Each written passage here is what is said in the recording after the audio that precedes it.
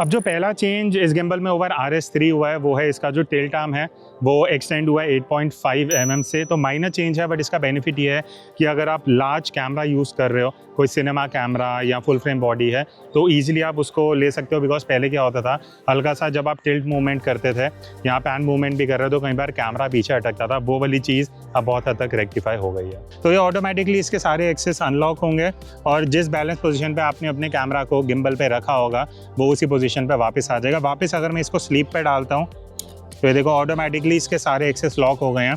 और इस तरीके से आप अगर आप नेक्स्ट लोकेशन पे जा रहे हो, आप इसको लॉक करके इजीली कैरी कर सकते हो। तो इस बार DJI ने RS4 के साथ एक बहुत बढ़िया फीचर दिया है। आप इसको जब हॉरिजॉन्टली यूज़ कर रहे हो, बाद में आप वर्टिकल में शूट करना चाहते हो, पहले आपको अलग से प्लेट वगैरह सब लगानी पड़ती थी और गिम्बल्स में।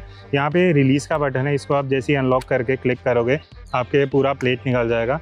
उसके बाद यहाँ पे एक ये सेक्शन दिया हुआ है, इसको आप यहाँ पे जैसे ही माउंट करोगे आपका with in a few seconds आपका जो अब कैमरा है इस तरीके से वर्टिकल ओरिएंटेशन में आ जाएगा। उसको आप लॉक कर देना। बट एक चीज़ है, इसको आपको रीबैलेंस करना पड़ेगा। बैलेंसिंग इज़ रिक्वायर्ड बिकॉज इससे बैलेंसिंग थोड़ा इधर उधर हो जाता है। तो बैलेंसिंग करने के बाद आप 1 मिनट में ईजिली इसको पूरा सेटअप वर्टिकल टू हॉरिजॉन्टल कर सकते हो। अब RS4 में एक और नया फीचर फिजिकल, जो यहाँ पे आपको एक स्विच मिलता है। अब ये स्विच है डेडिकेटेडली 2 फंक्शन में स्विच करने के लिए। नीचे अगर आप रखोगे तो आप जॉयस्टिक को यूज़ कर सकते हो इस तरीके से, left right up down side wide diagonal करने के लिए। बट अगर आप इसको ऊपर की तरफ लेके जाते हो, अगर आपका सपोर्टिंग लेंस आप यूज़ कर रहे हो जिसमें जूम सपोर्टेड है, उसकी कंपैटिबिलिटी लिस्ट का मैं लिंक नीचे ट्राई करूँगा, दे दूँ आपको। अब अगर आप जॉयस्टिक आगे पीछे करोगे ना, तो आप जूम इन जूम आउट कर सकते हो अपने लेंस में। तो ये एक नया फीचर है। दूसरी साइड एक ये स्विच है जहाँ से आप इंस्टेंटली अपने गिम्बल के जो मोड्स हैं वो स्विच कर सकते हो। सबसे ऊपर है पैन टिल्ट फॉलो। पैन और टिल्ट दोनों एक्सेस एक्टिवेटेड रहेंगी। बीच में अगर आप रखते हो तो सिर्फ पैन फॉलो होगा, टिल्ट लॉक होगा, रोल भी लॉक होगा। और सबसे नीचे है FPV। FPV में क्या होगा, आपका पैन टिल्ट रोल तीनों एक्सेस एक्टिवेटेड होंगी और आप इसमें इस तरीके से अलग अलग मूवमेंट्स कर सकते हो। और आप सारी एक्सेस लॉक भी कर सकते हो। यहाँ जो ट्रिगर है, इसको अगर आप सिंगल प्रेस करके लॉन्ग प्रेस करके रखते हो, इस तरीके से आप लेफ्ट राइट अप डाउन कहीं भी अगर अपने गिम्बल को लेके जाओगे, आपका जो कैमरा है वो स्ट्रेट पोजीशन में लॉक रहेगा। और एक और माइनर चीज़ जो इस बार ऐड की है वो है टेफ्लॉन कोटिंग। तो जितने भी आर्म्स हैं इसमें जो कोटिंग है वो टेफ्लॉन कर दी है। उससे बेनिफिट क्या है, जब आप बैलेंसिंग कर रहे हो, अनलॉक करके हल्का सा लेफ्ट राइट करते हो, तो वो हल्का सा स्मूथनेस आ जाता है। कंपेयर 10-15% फ़र्क पड़ेगा। बस इसलिए कि अगर आप उतना यूज़ तो नहीं हो तो थोड़ा ईजिली आप स्लाइड आर्म्स को आप कर पाओगे। और एक और चीज़ जो पिछले साल भी थी, बट यहाँ अगर आप ये देखोगे ग्रीन कलर का आइकन, अगर इसको मैं यहाँ टैप करता हूँ तो यहाँ पे पैन टिल्ट और रोल एक्सेस तीनों के आपको एक ही लाइन दिखेगी। बेसिकली इसका यूज़ क्या है, जब आप बैलेंस कर रहे हो या बैलेंस करके आपने ऑन कर दिया तो ये आपको दिखा देगा किस मोटर पे कितना प्रेशर पड़ रहा है। अगर किसी मोटर पे ज़्यादा प्रेशर है तो मतलब है आपने बैलेंसिंग सही से नहीं किया है। तो आप उसको ऑन करके जैसे ही एडजस्ट करोगे, लाइव आपको ये दिखा देगा कि कैसी आपकी बैलेंसिंग कहाँ पे कितना जा रहा है। तो अब बात करते हैं परफॉर्मेंस की। तो स्टेबलाइजेशन का आउटपुट आपने शुरू में देखा, अभी दोबारा दिखा देंगे। तो इस बार basically 4th Gen stabilisation algorithm है इनका। DJI का लास्ट टाइम 3rd जनरेशन था, तो हर साल हल्का सा माइनर इंप्रूवमेंट होता है।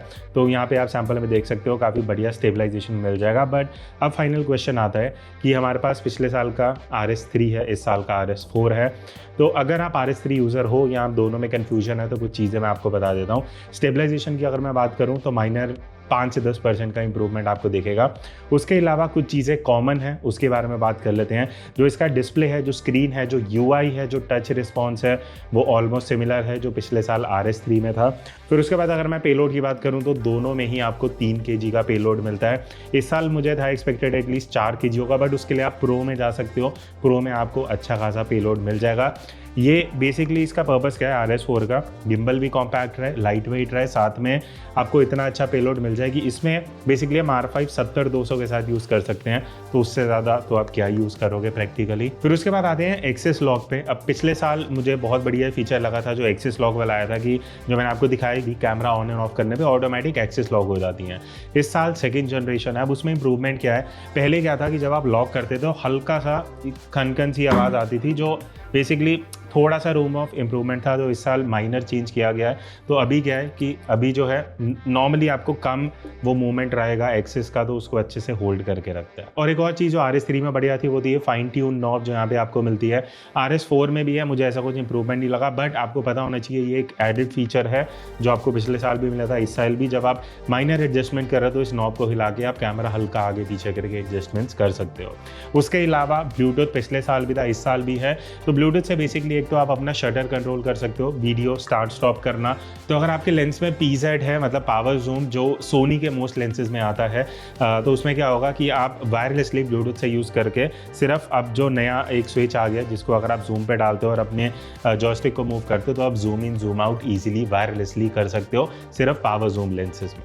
उसके अलावा जो चीज़ें हैं वो मैं आपको ऑलरेडी नए फीचर्स बता चुका हूँ। तो एंड में क्वेश्चन आता है कि RS3 से क्या RS4 में अपग्रेड करना चाहिए।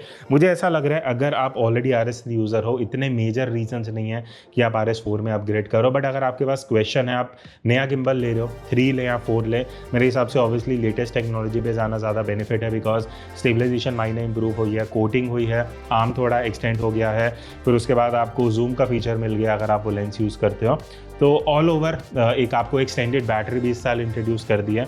वो अगर आप अलग से खरीदते हो तो आपको 2.5 टाइम्स ज़्यादा बैटरी मिलती है, वो ऑप्शनल चीज़ है। तो दैट्स इट। आप कमेंट करके बताना अगर आप ऑलरेडी यूज़र हो या आप लेने का प्लान कर रहे हो, क्या आपके क्वेश्चन है, मैं ट्राई करूँगा टू आंसर दोस्त। So that's it, I will see you in the next video. तब तक take care and keep clicking.